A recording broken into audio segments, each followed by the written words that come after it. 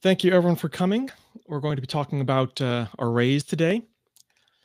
My name is Larry Garfield. You may know me online as Krell. If you want to make fun of me on Twitter during the session, that's where you do so. I generally encourage it.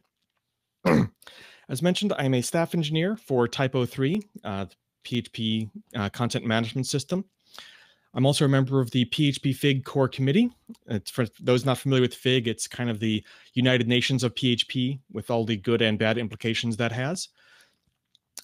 I've done some work on PHP core, mostly helping to edit and shepherd other people's RFCs through, but we did manage to get enumerations into PHP 8.1, which is exciting. And I'm also the author of a couple of books on PHP. Exploring PHP 8 is a free ebook that's basically the most detailed and exciting changelog you will ever read. And Thinking Functionally in PHP 8, which is, yes, functional programming in PHP. It's a thing, it works, and it also contains what most of my readers have called the best description of monads ever. So if you're interested in that, it's available in both English and Russian, and I believe Tanya is going to drop links to all of these into the chat, along with a link to these slides if you want to follow along at home. Also, stay tuned to the end. I'm going to be raffling off a copy of Thinking Functionally in, I suppose, English or Russian. Take your pick. All right, so let's talk about arrays. PHP loves its arrays. They are the iconic PHP feature. They're used everywhere. The internal, the standard library has over 80 functions for manipulating arrays in various fashions. And that's not actually a good thing, because PHP arrays come with an array of problems. Yes, the jokes really will be that bad today. I'm not sorry. What kind of problems are we talking about? Their behavior is actually very inconsistent. They do not behave as predictably as you would think. They offer no safety whatsoever. They offer no error handling whatsoever. Their performance is actually not all that good. And the other problem is that PHP doesn't actually have them. That's right, PHP does not have arrays. What? Okay, before we continue, I think we do need to address the elephant in the room. I warned you. So what exactly is an array? Well, in computer science parlance, if you're talking to language designers or general computer sciencey people, an array is an ordered sequence of values of the same type identified by their offset. Ordered sequence of values of the same type identified by their offset. This is not what PHP has. The PHP core language does not have any feature like this anywhere. What it has instead are associative arrays. Associative arrays are a key value index.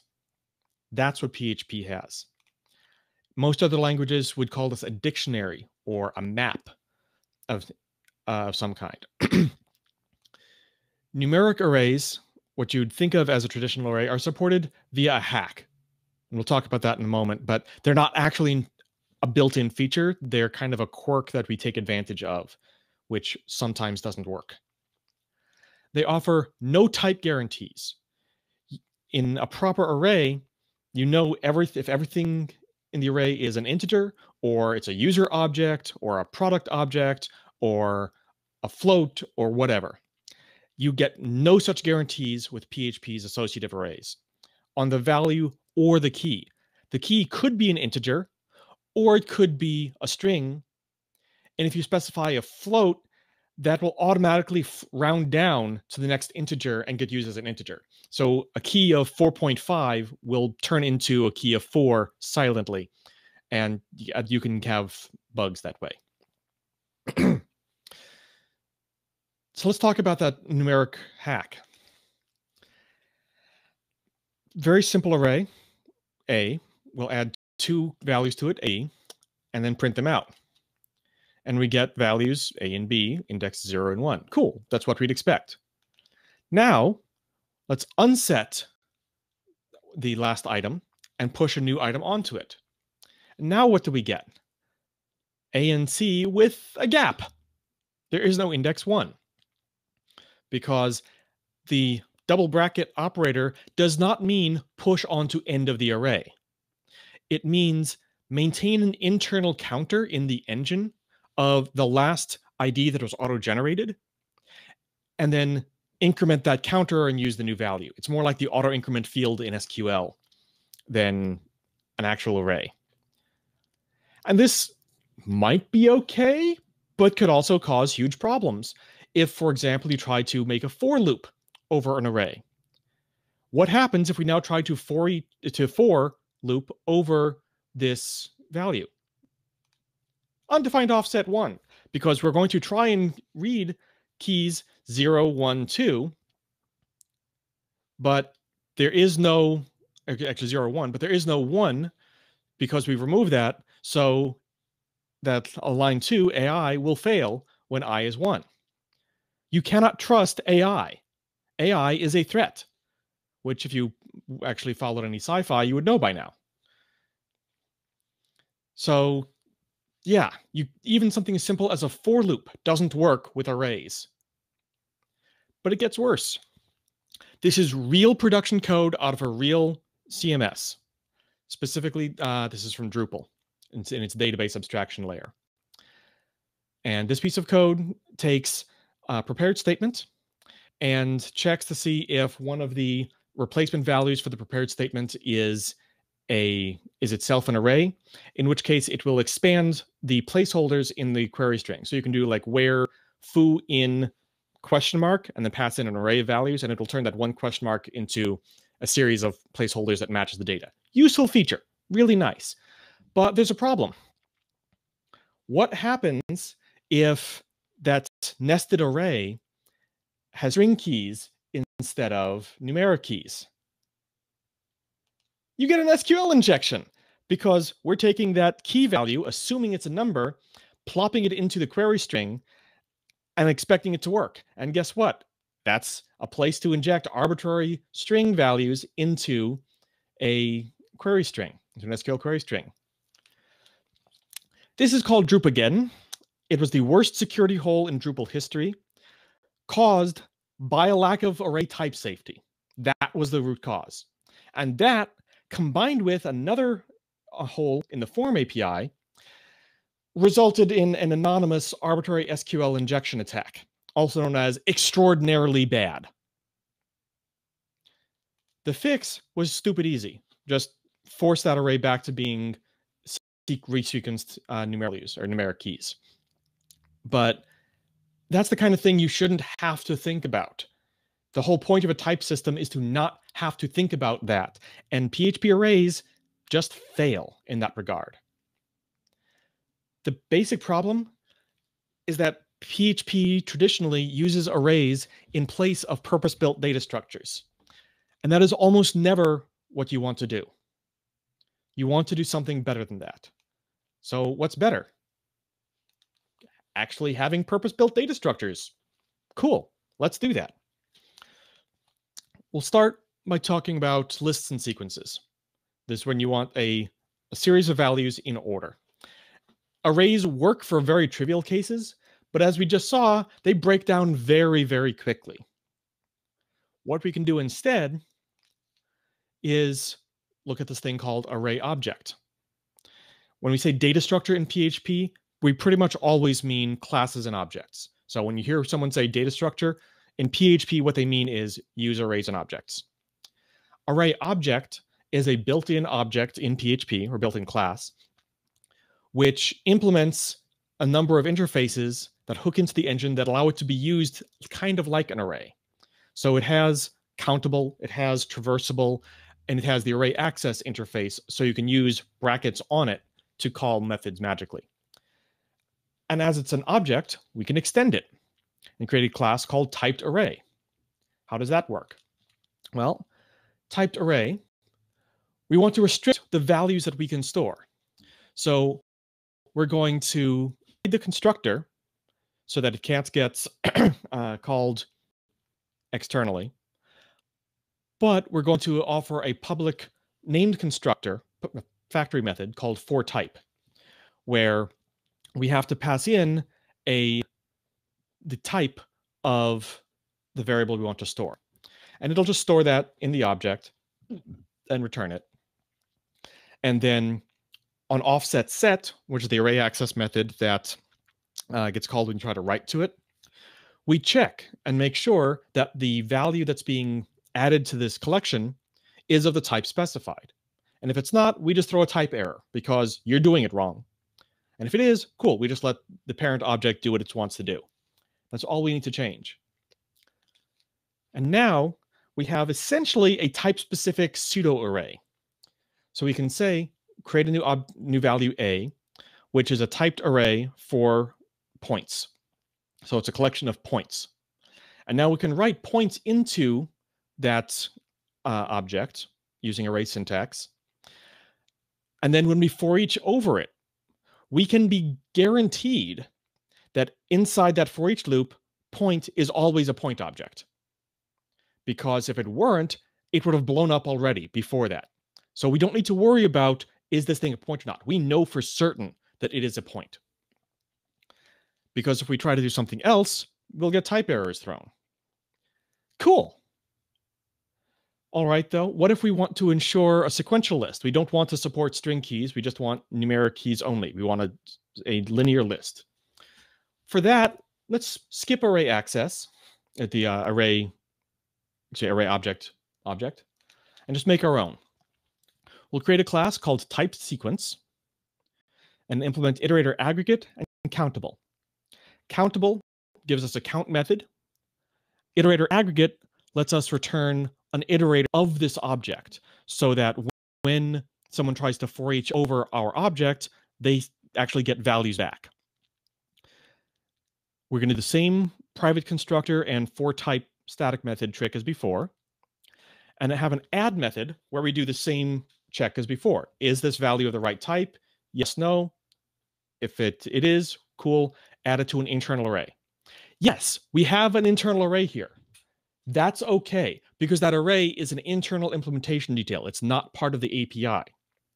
And we can add other methods here like a has or whatever. We'll see more of those later.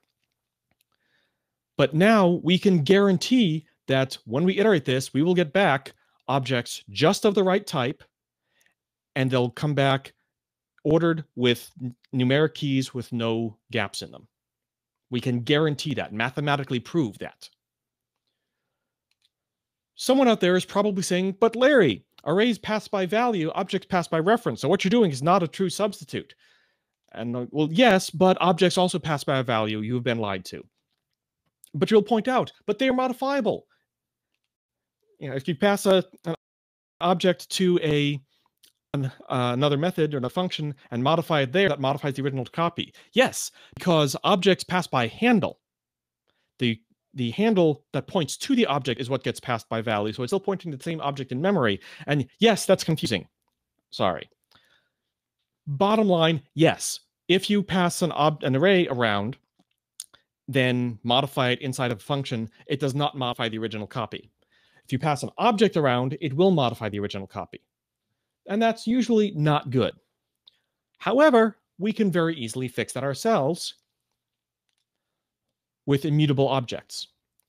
So now we'll create an immutable typed sequence that implements iterator aggregate and countable. And it's the exact same thing we just saw with two important changes. One, our add method does not modify the internal array. Instead, it creates a new object of the same type and changes that new object's internal array, and then returns that. So this object never changes. You call add, this object doesn't change. Instead, you get a new object returned that contains all the same values plus 1. And the second, we have a remove method that first checks to see, is this value in this collection already? If it's not, there's nothing to do. If it is, make a new object and remove the value just from that new object, not from this object. And then re-index it with array values so that we get back to, so we guarantee to always have a zero-based sequential list for keys. And we can add any other lookup methods we want. But now we're again guaranteed, we pass this object around, no one else can change it. We pass this to another function. That function can make new copies of it that are different, but we don't care. Our copy has not changed. This is actually surprisingly efficient in PHP. In a lot of languages, doing this requires a lot of extra work internally. PHP has copy on write memory.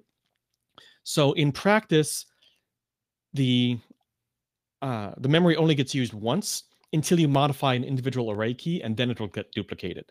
So you can do this without really worrying about performance. People have done benchmarks for this kind of behavior, this kind of immutable object behavior, and found unless you're doing it thousands of times, you really won't notice a difference between the mutable and immutable versions. So if you want an immutable object, go ahead and do it. You can also, at this point, just make it type specific. So we don't, PHP doesn't have generics yet, sad. So let's just have a point sequence object that just uses the type system, all right? You can only add points to it. You can only remove points from it. The rest of the logic is exactly the same. That means this is easy enough to do for any type you want. And then just let the type system do the type checking for you. You don't have to build a single object to take care of everything. Okay, but what if we want to care about something like uniqueness? We can deal with that. We can define a set, which is the mathematical term for a collection of objects where they're all unique. And extend immutable type sequence. All we're going to do here is break out the has logic to a separate method so we can use it in the add. And then when we go to add something, if it's already here, do nothing and just return this. Otherwise, do whatever the parent says, which in this case is returning a new object with that value added. In practice, I probably should not be using inheritance here, but it fits on a slide, so good enough for now. In actual practice, you would probably do something different. Okay, what about order? What if I care about the order in a way other than order added? That's easy enough too. Let's create an ordered set. I'm just going to extend that. And now on our forType method, our forType constructor, we'll also take a comparison method to use. And that comparison method we'll just save somewhere, just any callable. And then before we go to iterate it, we will sort the values using that comparison. So we don't have to think about the order. It just happens when we try to iterate the object at the last second. And ideally, you'd also put some checks in here to avoid sorting when you don't need to. That's more complex than a slide can take. But we can now just create a comparison function that takes 2 point objects and orders them by their x value, and then if that's a tie, orders by their y value. All right. So now we create a new ordered set of type point with that comparison method. And we throw a couple of points into it in doesn't matter what order. And then we for each over it. We call it for each. At that point, the sort method gets called right before iterator aggregate returns. And we get our values back in the order we expect, sorted first by x value, then by y value. Of course, at this point, this is getting a little bit clunky to provide the comparison method externally. So yeah, just make an internal method. We have a point set class that has a has method, an add method, just like we saw before, and so on. And then comparison is built in. When we go to iterate it, we sort using that comparison. This is all we need in this class. So now we can take points, throw them into this collection, and get them back in the specified order, guaranteed unique, guaranteed with 0 indexed keys. What have we gained from using objects instead of arrays? We now have guaranteed type-safe lists. We have, if we want, sequence guaranteed lists. If we want, we can have immutably guaranteed lists. We have a self-documenting API. We have add, remove, has, lookup. These words mean things that we can recognize. And if we want to add other methods that make sense in context, we can do that. We have classes that say what they're storing, point set or point collection or whatever. If there's other business logic that makes sense in our case to do to a set of points or a set of user objects or a set of product objects, we now have a place to put that behavior on that object. And it can do whatever business logic, use case specific stuff it needs to. Every example I'm showing here took me less than 10 minutes to write. All but one of them took less than 5 minutes to write. The point here is not to use this specific code. The point here is to emphasize this pattern is really easy. Once you see it, once you realize you can do it, it is really easy and straightforward to do, which means you can do it as needed and say, oh, I have a collection of points. I have a collection of users. I have a collection of accounts, whatever. And just, oh, I make a class for it and put on the functionality I need.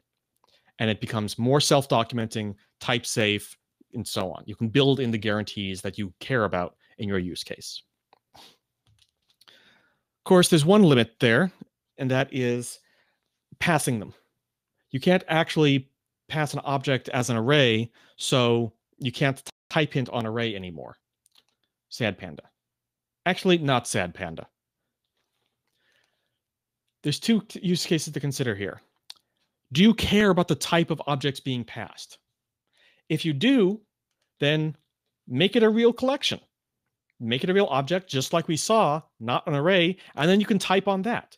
Because what you want is a list of products. You want an array of arbitrary things. You want a collection of products, a collection of point users, and so on. So just do that. We just saw. It's easy. And now you have a domain object that's part of your API. Alternatively, maybe all you care about is for eaching over it. You don't care what's in it. You just care that you can for each over it. In that case, you don't want an array. You want iterable. Iterable is a type hint introduced, type definition introduced in PHP 7.1 that is the union of array and traversable. Traversable is a built-in engine interface that is usually implemented through either iterator or iterator aggregate that says, this object I can for each. Iterable is roughly translated as for eachable. And any object that implements one of these interfaces can be for eached over transparently. In particular, we are most interested in generators. Generators are iterable. Generators are lovely. They are fantastic. I love generators. Generators they're a function that creates a lazy stream of values. These values could be created lazily or already exist. You don't care. It's abstracted away from you. It allows you to flatten a structure very easily and can often result in much simpler code. As an example, let's look at PSR 14. This is the Fig interface definition for catchers. We're not going to go through the whole thing, just one piece of it, where we have a listener provider that has a method getListenerForEvents that returns an iterable. Why an iterable, not an array? Because we don't care what's in it. We just care that we can for each over it. And we don't care if they all exist yet or not. In practice, all we're ever going to do is for each over getListenersForEvent as listeners and do stuff with it. You don't need to worry about what we're doing. Just line 6 is all that matters here. You're iterating over this thing. We don't care what the thing is or how it got there. So cool. Which means we can do things like this. There's an implementation of that interface that has a complex method. Don't worry about the details of what it's doing. The important thing is line 14, where we want to return a list of callables. So we're going to yield a callable of that subject, an object, and a method on it. That's the ugly syntax that PHP uses for callables for object methods until 8.1. 8.1 is a better syntax for that. But we can do whatever complex logic we want and just yield a value there. And this method will pause, return that value. The iterator will use that for one iteration, and then the for each loop will pick up back here on line 14. And then it'll do the next whatever the logic here is. And you can do anything arbitrarily complex you want here, including concatenating them. In this case, we have an aggregate provider that allows us to take two or more providers and just yield from each of those. Yield from is just a shorthand for each that thing yield whatever it comes back from it. So what this will return is all of the values from the first provider plus all of the values from the second plus all of the values from the third and so forth. Are those internal providers that it's calling returning an array of objects or of callables? Or are they returning a iterable? Are they themselves a generator? We don't actually care. That's the whole point. This gives us flexibility because all we're caring about is I can for each over something. This code is actually available in the Event Dispatcher util library. So if you're doing something with PSR 14, go ahead and grab this. It'll make your life easier. Of course, there are those 80 some odd array functions built into the PHP standard library. You can't use those with iterables. But who cares? When was the last time you used one of them? Most of them are, in fact, very rarely used. If you need, they can be an internal implementation detail. You've got an object with an array inside it that you can call whatever functions on you want with a real API over it. And if you need them on an iterable, they are really easy to re-implement in the vast majority of cases. Most of them don't need to be in the standard library. They're only there because it made sense in 1997. By far, the most common I use are map and filter. Here's map and filter on iterables. It's that simple to implement. Map, just loop over each value and call an operation on each one. Iterable filter, iterate over each value, and if the callable returns true, then yield a value. So these are also lazy generators. Really easy to do. You may have seen collection libraries or collection objects, as some frameworks have them built in. There's a couple of freestanding ones. All they do are try to take arrays and turn the methods around so you can use them as methods. We can write our own. Let's do that. We're going to build a completely lazy collection that supports arbitrary operations. We're going to start off with, again, a hidden constructor and single object internally that is a generator that will generate values for us. And we will have two static methods as factories, as static named constructors, one of which takes a callable, in which case, it's taking the generator directly, and so we just save that, no problem. The other is from iterable, so it could take an array, could take that point object, point collection, point list we saw before, whatever, and we will wrap that up into a generator and use that to create the object.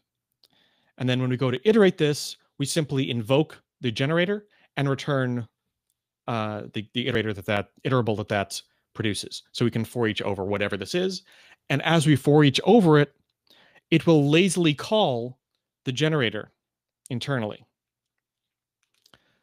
If you want to add values to this collection, we can call append, which takes a list of collections, which are just any iterable, and you wrap that up into a generator that will yield from each of those in turn after yielding from this object. So we're just doing that same concatenation thing we saw before and wrap that up into a new collection. If we want to add individual items, well, a list of individual items is an array. An array is an iterable, so we can just append that whole list. One is a special case of many.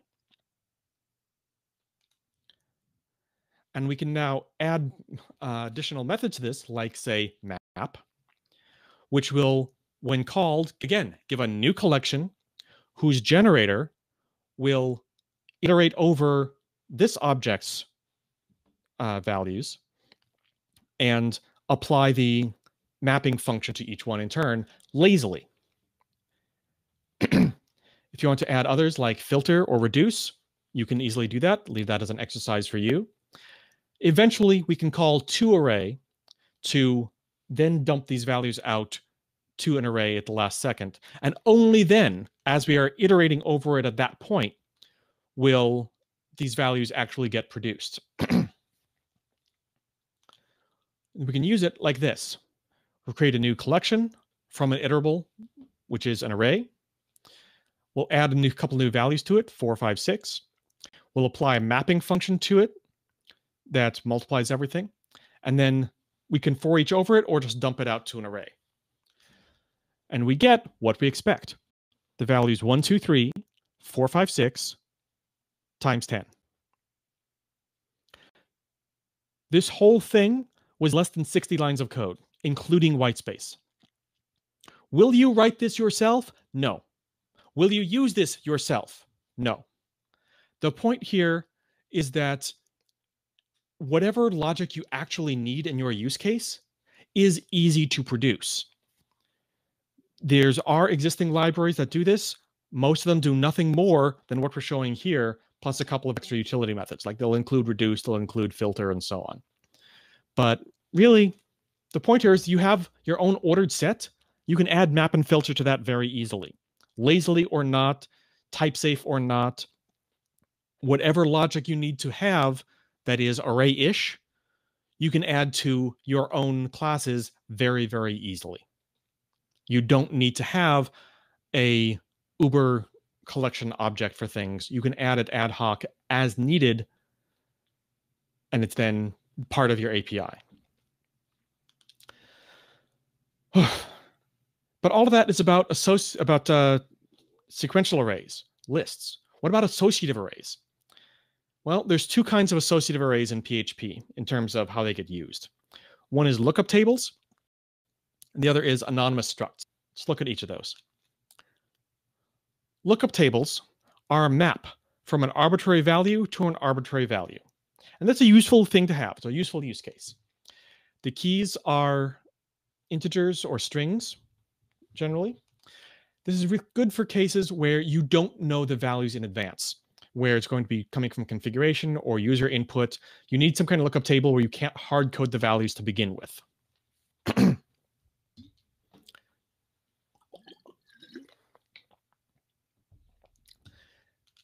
So you get this pattern a lot. I've written this code. You've probably written this code. We create an array. We do some logic to build up that array. And then we look up a value out of it based on some input and get a piece we want and do stuff with it. Cool.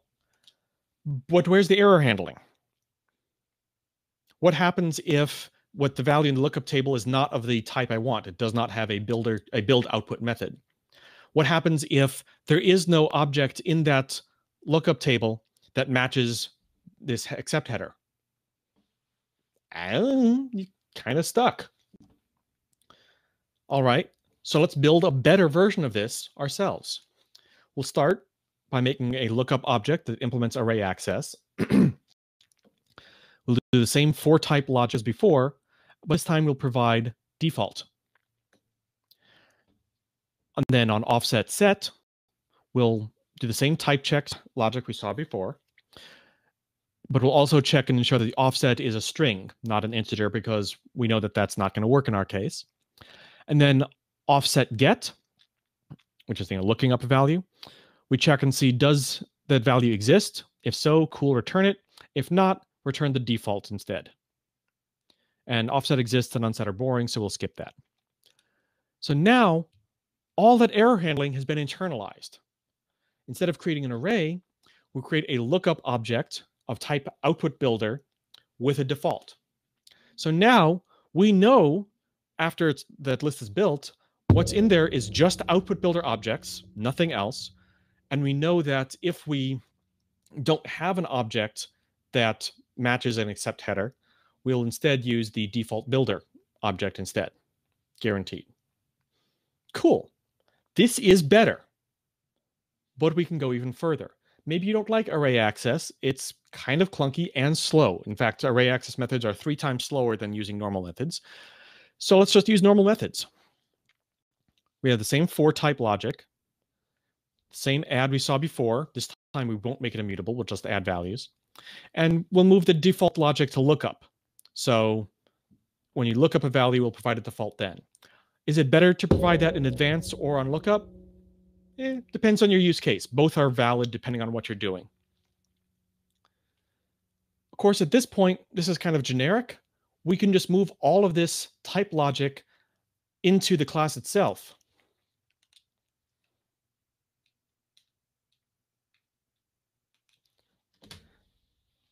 With the purpose-built service.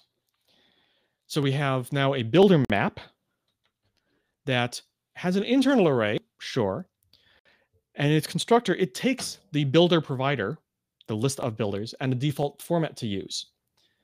It only has one public method, lookup, which will lazily create the lookup table as needed, same as before, and then check, is the value there? Great, use it. If not, use the one that matches the default format.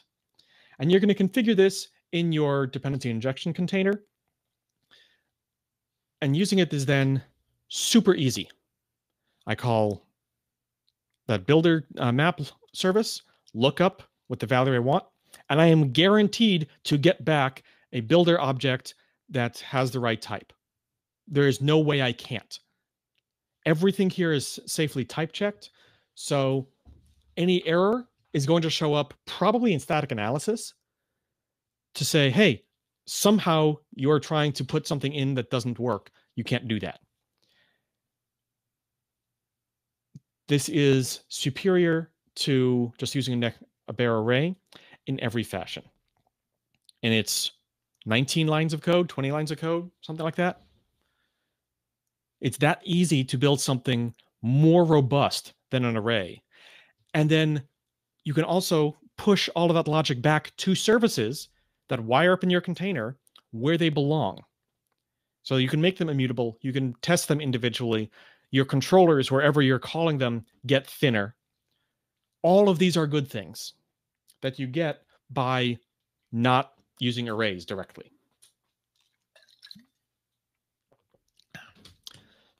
So how about anonymous structs? This is the case when the keys are known and fixed at development time. You know in advance what the keys are going to be. But for whatever reason, you don't want to make an object out of it. I have seen this code 100 times. You have probably written this code. I've written this code. We have an order pseudo object, an order record with an ID, a total, skews, canceled, and a user value. But tell me, is canceled spelled right? Does canceled have one L or two? Who can answer that? Trick question. In the UK, it's spelled with 2 L's. In the US, it's 1 or 2. Both are valid. So we have no idea from this if this is a syntax error or not. We can't know. Is USR spelled right? Is the API designed by someone who's allergic to vowels? Or is it supposed to be USER? Is it supposed to be a user ID or a user object? I don't know. Is the list of skews there numeric or strings? Is 1, 2, 3 supposed to be a string? Is that the 5B3? Is that wrong? I don't know. Is this one of those weird cases where you can provide a single value for the skews or an array and it'll upcast it? I don't know. Are there other properties on here that are optional? I don't know. What currency is the total in? Is that in dollars, in euros, in yen, in rubies? I don't know. Ah, now I know. Just by making it a real class, I have answered every one of those questions. In P8, I can go a step further and make it a promoted constructor. And that's all I need. I can also call it with named arguments to make it easier to use too. We now know that the ID is a string, not an integer. We had no way of knowing that before. We know that the user is spelled USER. Oh, and it is a user object, not an ID. That was also wrong before. We know that money is a proper, the total is a proper money object, good, because floats are not what you want to use for financial records. We know the canceled, we're using it with two L's, UK style. We know that the skews is going to be an array. We know it's not going to be a single value that gets upcast. We could go a step further and make that a skew list if we wanted to, but this is already 80, 90% improved. We know so much more. We know what we're supposed to do. We know what things are optional and what are required. We know what their proper spelling is. The code itself is telling us how to use it. Arrays cannot do that. An even worse example, options. Options is the second worst variable name in history after data. Okay, what are the values we can put in options? I don't know. Which of them are required? Are there any that are required? I don't know. What's their spelling? UK or US style? I don't know. What are their types? How strict is it going to be? Shrug emoji is a terrible way to design your code. It's cute, but it's a terrible way to design code. So of course, you could document it. That's better. So now we know we have a label, a layout, BG color using US spelling and a color. Oh wait, but BG color is there twice. So yay, documentation typo, because that always happens. This is better, but you probably have heard someone scream at you that good code should be self-documenting. And I agree up to a point. You still want documentation, but code that is self-documenting is better than code that isn't. So guess what's self-documenting? Objects are self-documenting. We don't need comments now. We know all of the properties. We know their types. We know what their default values are. We know that layout is the only required one because it does not have a default. This tells us everything that docblock told us and more. And we're guaranteed that it can't go out of date, because if it does, we'll get a syntax error. So now we create a formatter object and pass that in instead, and we're guaranteed to know everything about it. But we can go further. Objects can have methods. Okay, so we can have a constructor. We can also have a static method for layout that requires the one required argument, and then takes the others as arbitrary named arguments that you can specify in any order if you want to override the defaults. And we can have other methods too, like a dark mode or set a font to a big size or whatever. Whatever makes sense in your domain model. We can bake in more domain model functionality. This becomes part of our domain modeling language. But at this point, we really should turn it around. We've got all this functionality on the formatter options. So let's just make that the thing that does it. We put the format method here rather than separate. Instead of passing the options, big list of options to a function or a method, we create an object that we can configure with whatever methods and properties we want. And then the method that uses all of that information is already here. We can have a dark mode method, set colors in pairs. We can set the font size. Oh, that'll document that that's in points, not in picas or whatever. And then we can use it by creating a new product formatter, configuring it, and then calling format. This is where the method belongs. It doesn't belong on some other object. It belongs here where it can be configured. This is an object that is a doer. It is a verb. If it has dependency, okay. Instead of letting people create it themselves, spawn it off of some service. Your theme system, you dependency inject that, and you call get formatter, which returns to you a product formatter object already with its dependencies in place. The constructor takes care of that. And the one required parameter. And then you can call whatever methods you want on that to further configure it and call format and do your thing. This is an object as a verb, and that's a good thing. You build a doer object and then use it. You configure your verb before using it. And this puts all of the logic in a much more sensible place where it's impossible to get wrong. If you get it wrong, it's a syntax error. I've been showing public properties this far, and someone is probably going to scream, but public properties are evil. That person is probably me a couple of years ago. But I've moderated a little. At this point, I will say, if you have a private object, you've documented it as internal, go ahead and make the property public if it works for you. If that makes life easier, then just writing a bunch of getter and setter methods is pointless. If it's part of your public API, though, then yes, make the properties private or protected and put meaningful methods on them. Meaningful methods does not mean getters and setters. Getters and setters are not meaningful methods. Build real methods that make sense in your domain model. What makes sense in your domain model? I don't know, you tell me, it's your domain model. But like, set colors, or which operates as pair, or dark mode, or things like that. Those provide contextual information rather than just get color, get BG color, set BG color. You don't want to do that. You want to do something more intelligent, more purpose-built than just over-engineered getters and setters. Of course, some people will insist that objects are big and slow. That might have been true once upon a time, maybe in PHP 4. Is that still true today? No, it's not. I ran these benchmarks back in PHP 7.2. Things have only gotten better since then. Create a giant array of values where each value is an associative array, an anonymous struct with some garbage data in it. We don't care what that data is.